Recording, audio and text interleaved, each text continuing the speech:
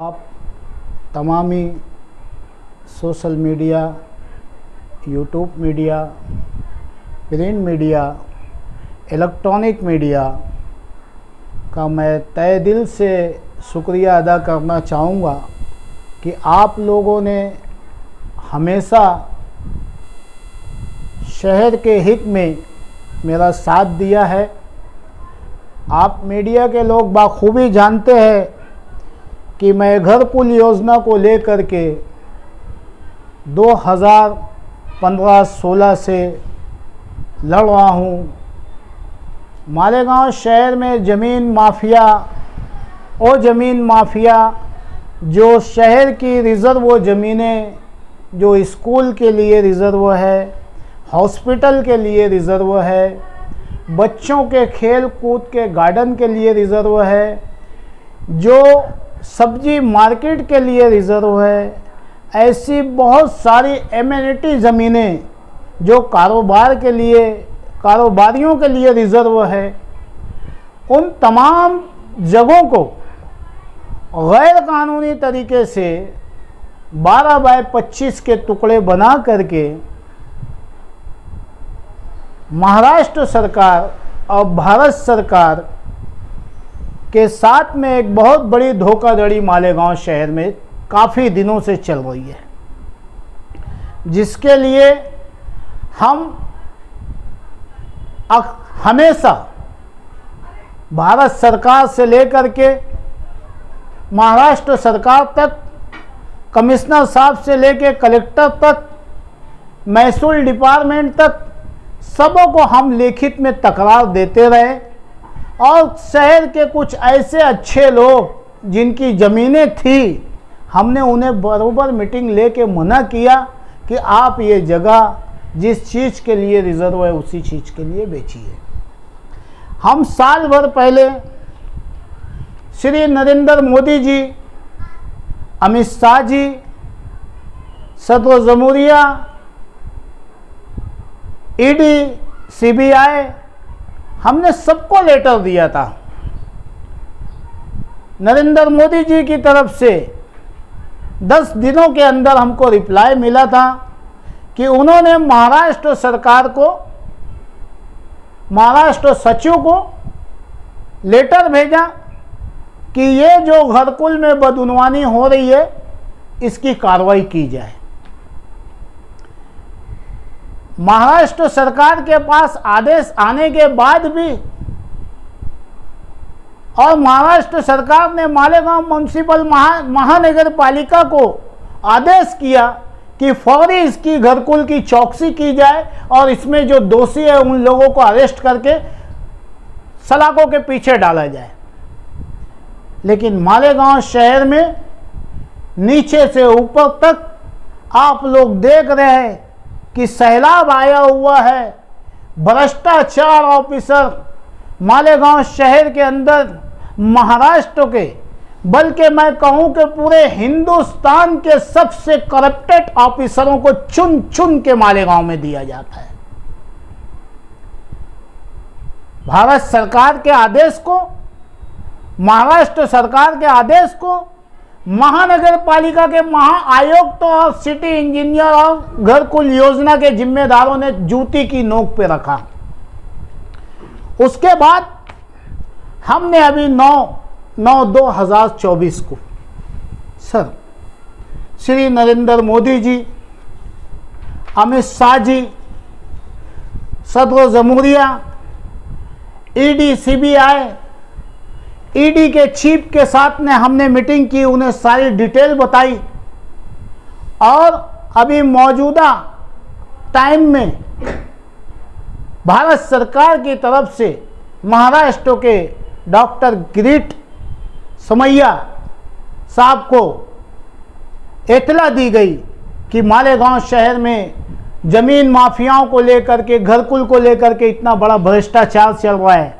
उन्होंने हमें बुलाया और बुलाने के बाद हमने उन्हें जब सारी बातें बताई तो उन्होंने जगहों पे कलेक्टर साहब को फ़ोन लगा करके कहा कि ये सब क्या चल रहा है मालेगांव शहर में।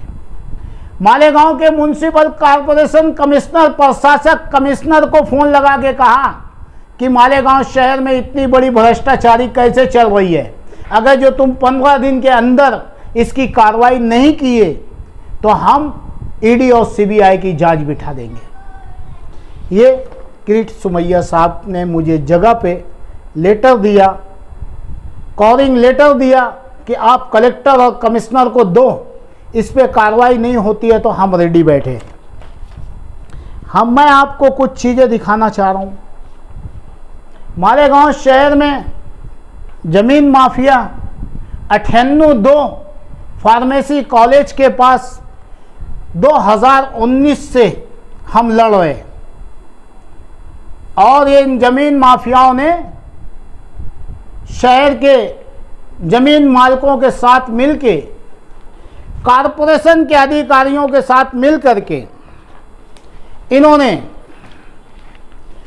टोटल मालेगांव शहर की गरीब आवाम को फंसाया है।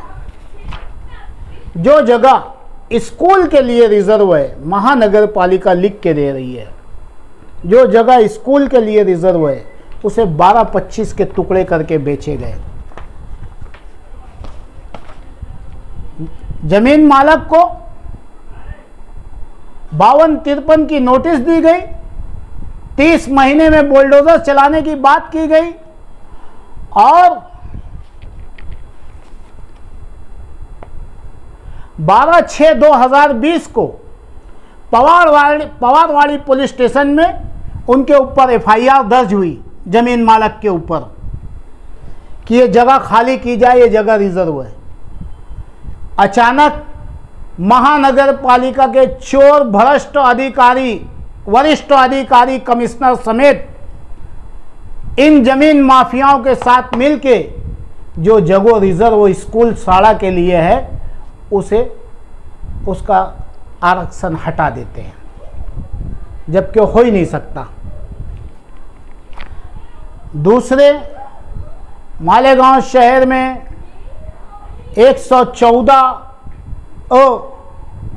जो चंदनपुरी गेट के आगे फ्लड जोन की जगह, सेती की जगह 11 एकड़, 11.25 एकड़ ज़मीन जो सेती के लिए है, उस ज़मीन में 2010 और 11 में गैर कानूनी तरीके से प्लॉटिंग करके उसको 12-25 के टुकड़े बना के कुछ कारखानेदारों को बेच के, कुछ मस्जिद वालों को बेच करके कि जब यहाँ पे आपका काम शुरू होगा तो हम आपको सड़क, गटर, लाइट, नल लगा करके देंगे। वो जगह सेती के लिए रिजर्व है। उस जगह को इन लोगों ने बैल गोटिया साटी बोल के 2014 में खरीदी दी। इधर है, देख लीजिए, बैल गोटिया साटी बोल के टेक्निकल उसे खरीदी दी गई।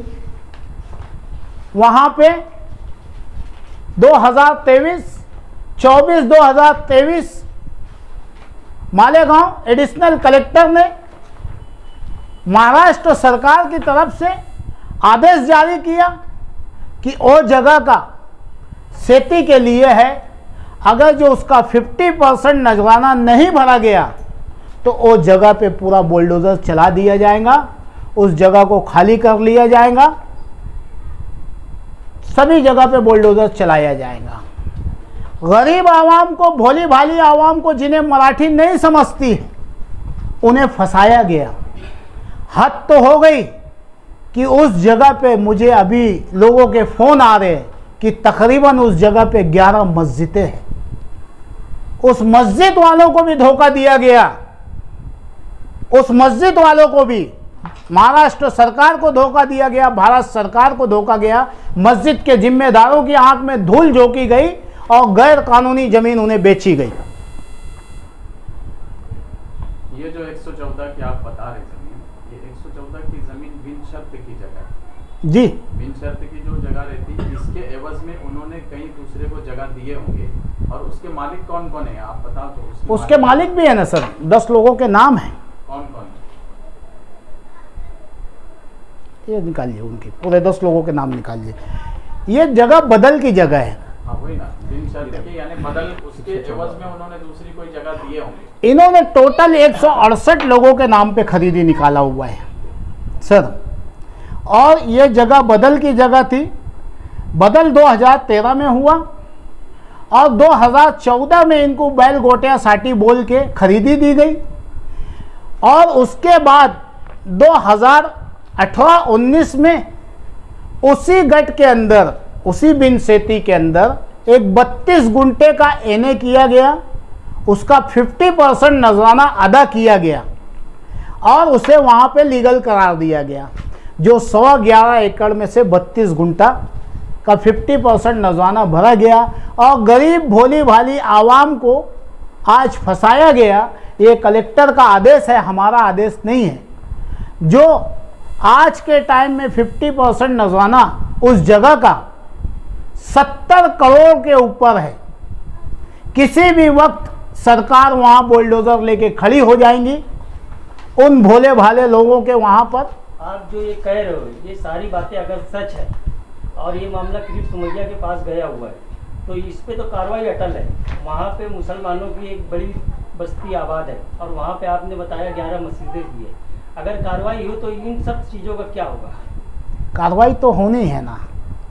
तो इनका क्या होगा? हो जाएगा 5 मस्जिद। सर हम आपसे ये बता रहे हैं, मस्जिदें बता रहे हो, हम आपसे ये बता रहे हैं सर, मैं 2010 से इन ज़मीन माफियाओं के खिलाफ, गैर कानूनी ज़मीन के खिलाफ हमेशा आवाज़ उठाता रहा हूँ।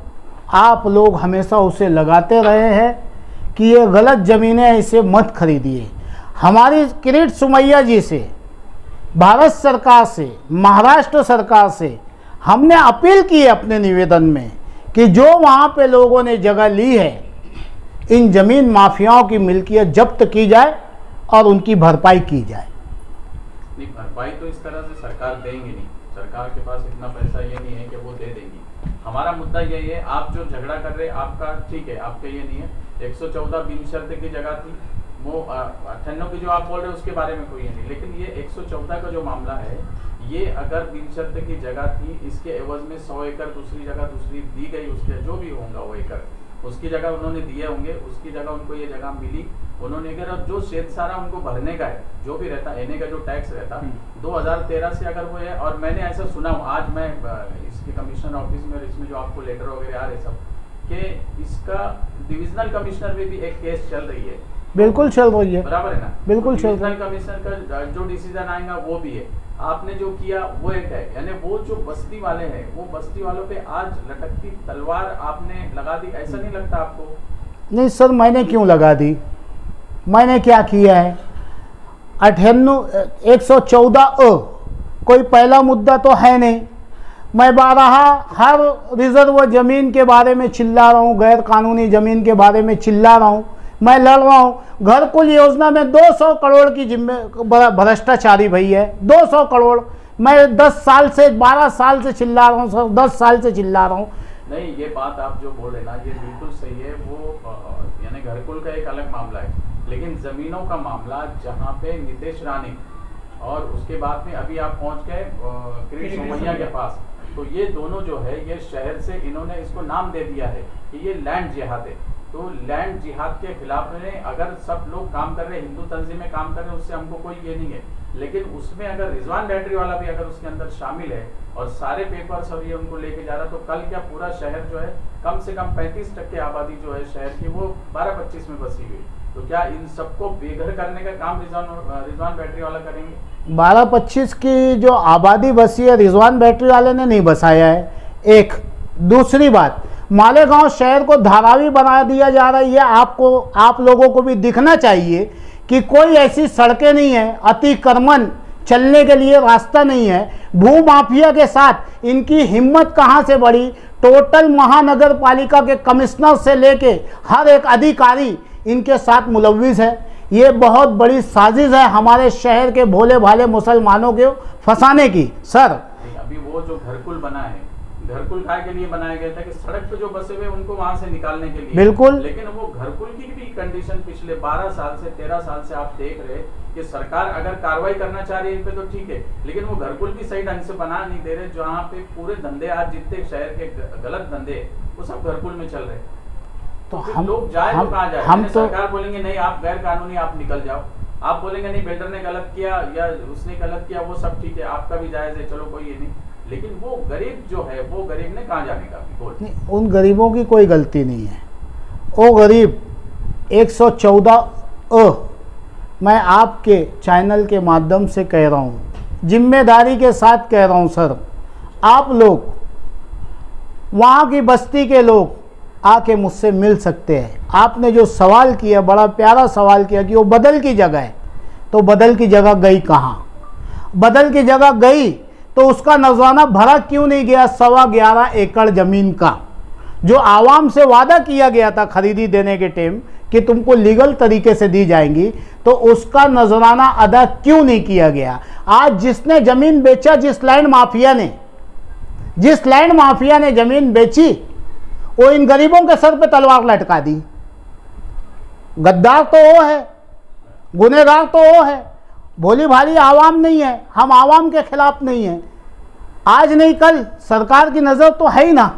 ये मेरा तो ऑर्डर नहीं है, ये कलेक्टर का ऑर्डर है कि आपको यहाँ से हटना है। नहीं, वो हो गया। उसके जो कुछ पार्टनर्स है, पूरे पार्टनर्स, उसमें से कुछ पार्टनर आपके साथ भी नजर आ रहे हैं, कुछ जो है अलग है। ये यानी ये क्या है? नहीं, नाम है उसके अंदर, कुछ नाम आपके साथ नजर आ रहे हैं। क्या वो लोग नहीं है ये जमीन बेचने? मैं ये कह रहा हूँ इसमें जितने लोग गुनहगार है, वो तो आपके साथ भी नजर आ रहे हैं ना। जितने लोग इसमें गुनहगार है, जो मेरे साथ नजर आ रहे हैं, वो गुनहगार है। मैं बोलता हूँ सबसे पहले अभी पुलिस छूटना चाहिए, ईडी छूटना चाहिए, उनके गिरबान को उठा लेना चाहिए। मामले में इस तरीके की बात भी सुनने में आ रही है कि 114 सर्वे नंबर की बात इतनी शिद्दत से उठाई जा रही है, तो क्या इस मामले में कहीं पैसे की लेन देन की बात तो नहीं है? कहीं पैसे की लेन देन की बात जी, दूध का दूध पानी का पानी, जिंदा रहेंगे तो दिखते रहेगा ना कौन लेन देन कर रहा है और कौन क्या कर रहा है। सर देखिए, सीधी सी बात है, मालेगांव शहर की भोली भाली गरीब आवाम जो अपना पेट काट के, अपने बीवी बच्चों का पेट काट के, आप मीडिया के लोग रोज लिखते हैं, रोज बताते हैं। सर मुझे तो ये नहीं समझ में आ रहा है कि आज आप ये सवाल कर रहे हो। तो सर हम रिजवान बैटरी वाला को आज से नहीं वर्षों से जानते हैं, तो हम ये चाह रहे हैं कि रिजवान बैटरी वाला किसी का इस्तेमाल तो नहीं होगा। रिजवान बैटरी वाला किसी का इस्तेमाल नहीं होगा। आपका सवाल है कि उनके कुछ पार्टनर मेरे साथ दिख रहे हैं, तो मैं ईडी से रिक्वेस्ट करूंगा, पुलिस से रिक्वेस्ट करूंगा कि पहले इनके ही गिरबान को पकड़ो, ये भी उसमें शामिल है, तो छोड़ना नहीं चाहिए इनको। मैं फिर से वहीं पे आता हूँ कि अगर इस मामले में कार्रवाई आपने बताया कि होना तय है, हाँ आपने बताया वहाँ पर 11 मस्जिद है जी, और वहाँ पे एक बड़ी आबादी है मुसलमानों की, जी, गरीब लोग हैं जी, एक पेट्रोल पंप भी है वहाँ जी, तो इन सब का क्या होगा? यानी इन माफियाओं के खिलाफ जो आप कार्रवाई कर रहे हो, इन पे कार्रवाई होती है, गरीब लोग कहाँ जाएंगे आज अगर कार्रवाई हो जाती है तो उस पर? सर देखिए, इसके बारे में आपने कुछ सोचा है? बिल्कुल सोचा है, इसलिए मैं आपसे कह रहा हूँ कि जो वहाँ के रहवासी है वो हमसे रास्ता कायम करे। आप आज का कल का ताज़ा उतारा निकाल लीजिए, कल की डेट का, उसमें बैल गोटिया साटी खरीदी दी हुई है। मैं तो नहीं दिया हूँ, मैं तो नहीं लिया हूँ, रिकॉर्ड में है भाई। तो आज नहीं कल तो उन गरीबों के ऊपर तलवार लटकनी है, उनको कौन बचाएगा? हम उनके साथ खड़े हैं। हमने मांग की है कि मालेगांव शहर में ईडी की जांच होनी चाहिए। कुछ घराना जो इस शहर को दीमक की तरह चाट रहा है और नासूर बना दिया है। नदी की ज़मीन नहीं बिक रही है, नाले की ज़मीन नहीं बिक रही है, स्कूल की ज़मीन नहीं बिक रही है, गार्डन की ज़मीन नहीं बिक रही है, हॉस्पिटल की ज़मीन नहीं बिक रही है। अगर जो मेरा ये आरोप गलत है तो रिजवान बैटरी वाला गुनहगार है। ये बात इसीलिए वो बातें चल रही है कि यार सर्वे नंबर 114 इतनी शिद्दत से क्यों उठाया जा रहा है, और जो बाकी आपने गिनाए ये सब मामला के नहीं 114 नहीं सर, आपके पास 198 की इतनी लंबी फहरिस्त लेके बैठा हूँ कि आपको सबूत दिखाते। मेरा कुछ नहीं लिखा है, महानगर पालिका कह रही है कि ये गलत है, यहाँ पे तो हम एक खिल्ला नहीं ठोकने देंगे। फिर मैं पूछ रहा हूँ गलत था, एक खिल्ला नहीं ठोकने दे रहे हैं आप, तो वहाँ वो कैसे क्या जमीन? मालेगांव को लैंड जिहाद कहा जाता है। नितेश राणे ने खुलेआम कहा है कि लैंड जिहाद है, तो ये सारे सबूतों से आपका क्या मानना है, क्या मालेगांव शहर में लैंड जिहाद हो रहा है? नितेश राणे जी जो है एक बेलगाम और बेतुक्का इंसान है। नितेश राणे जैसा घटिया इंसान महाराष्ट्र की सरजमीन पे कोई नहीं है। आप उससे इस मुद्दे को मत जोड़िए। मैं आज 14 साल से चिल्ला रहा हूँ, और अगर जो कोई सबसे पहले और दमदार लिखने वाला कोई है वो पत्रकार ज़हूर खान साहब है। मैं आज नहीं बोल रहा हूँ, आज किसी की आंख में मिर्ची नहीं लगनी चाहिए। मैं कह रहा हूँ जो कब्रिस्तान की ज़मीन, मैंने नहीं बोला कि कब्रिस्तान की ज़मीन बिक रही है। स्टेज लग रहे थे, कहाँ थे आप लोग? स्टेज से भाषण दिया जा रहा था कि मैं मर जाऊँगा, मिट जाऊँगा, कब्रिस्तान की ज़मीन छुड़ा के लाऊँगा। कब्रिस्तान कहाँ गया? स्टेज से बोला जा रहा है कि मालेगांव शहर में एडीएक्स आ रहा है उड़ाने के लिए, वो कहाँ गया? कब्रिस्तान की जगह कहाँ गई? हीरापुरे की। मैं पूछ रहा हूँ उन्हीं लोगों से जिन्होंने कसम खा के कहा था कि मर जाऊंगा, कब्रिस्तान की जगह नहीं जाने दूंगा। कहाँ गई भैया? उसी में तू दफन होएगा क्या जो नहीं मिल रही है? 2009 में सर कुछ खानदान आप नाम ले रहे, क्या क्या है नाम मालक का नाम बताएंगे आप? नहीं है ना भाई, सब नाम है ना यहाँ। नाम है उसमें? 98-2 में 12-25 में कुछ खानदानों ने पूरे शहर को, सबको पता है, आप लोगों को भी पता है, पूरे शहर में जिसने ज़मीन खरीदा है उसको भी पता है, जिसने बेचा है उसको भी पता है, जिसने दलाली किया उसको भी पता है, पूरे गांव को पता है। कोई दूध पीता बच्चा नहीं है। हम ये चाहते हैं, आपका जो सवाल है, आज गरीब जनता, आम जनता, स्कूली बच्चों को चलने के लिए रास्ता नहीं है, ये सच्चाई है। यहाँ का कमिश्नर एक नंबर का करप्ट, भ्रष्ट, चोर आदमी है। और मालेगांव शहर में मैं फिर दोहरा रहा हूँ, पूरे महाराष्ट्र में जितने सबसे गंदे ऑफिसर हैं चुन के मालेगांव में दिया जाता है कि मुसलमानों से जाओ दुश्मनी निकालो। इन लैंड माफियाओं से मिलके, इनका साथ दे के, क्यों जमीन, नदी की जमीन बिक रही है, हम लेटर दे रहे हैं, दिख नहीं रहा है, घड़ी घड़ी हम समझा रहे हैं, मीडिया को बता रहे हैं, अखबारात में दे रहे हैं। वो एक पेट्रोल पंप है वहाँ पे, जी कौन सी कंपनी का? HPCL, कौन सी कंपनी का? 114 में। जी हाँ, तो वो जो पेट्रोल पंप देने के लिए कम से कम 20 NOC लगती है। हाँ, कैसे मिल गई NOC? कैसे मिल गई? महानगर पालिका से मेरा वही तो सवाल है कि तुमने NOC, ये सिटी इंजीनियर अभी जो चोरी के उसमें, भ्रष्टाचारी की चोरी में बेल लेके आगे बैठा है, बेगर इसकी साइन के हो गया क्या? मेरा झगड़ा है मालेगांव शहर के जो महानगर पालिका के भ्रष्ट अधिकारी है। घरकुल योजना में कमिश्नर जीवन सुनौने से लेकर के जितने लोग इसमें शामिल हैं, इन सब को फांसी लगना चाहिए, इन सब को सजा होनी चाहिए। अभी आखिरी आपका मुतालबा क्या है? शॉर्ट में बताओ। हमारा मुतालबा यही है कि इन भूमाफिया जो कोई भी रिजर्व ज़मीन को धलंजे से बेच दे रहे हैं, आप सुबह देखो तो जाने को रास्ता रहता है, दूसरे दिन आओ तो वहाँ पे कुछ बना मिलता है। इन पे रोक लगनी चाहिए।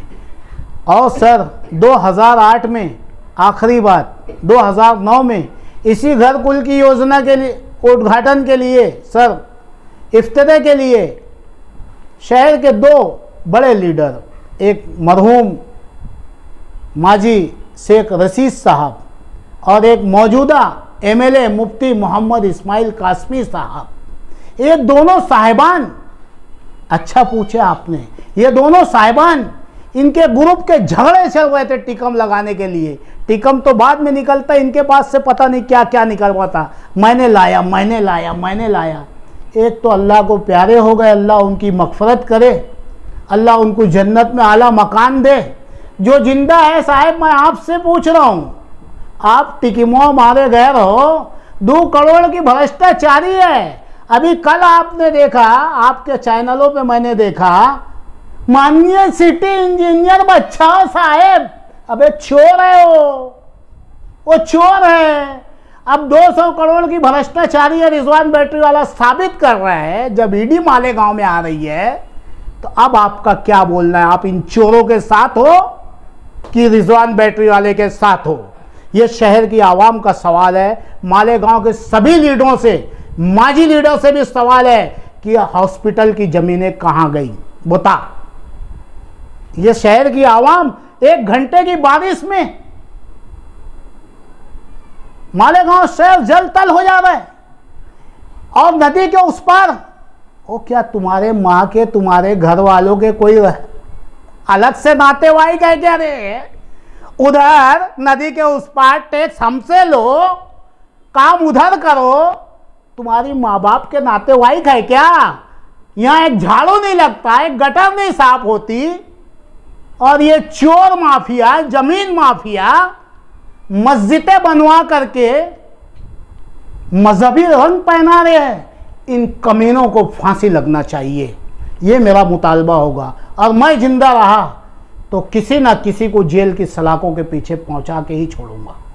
अच्छा, 11-12 मस्जिद का आपने जो बताया है, अगर ये 11-12 मस्जिद के ऊपर कोई मसला अगर उठता है तो रिजवान बैटरी वाला वहाँ जाएगा बचाने? सबसे पहले खड़ा रहेगा,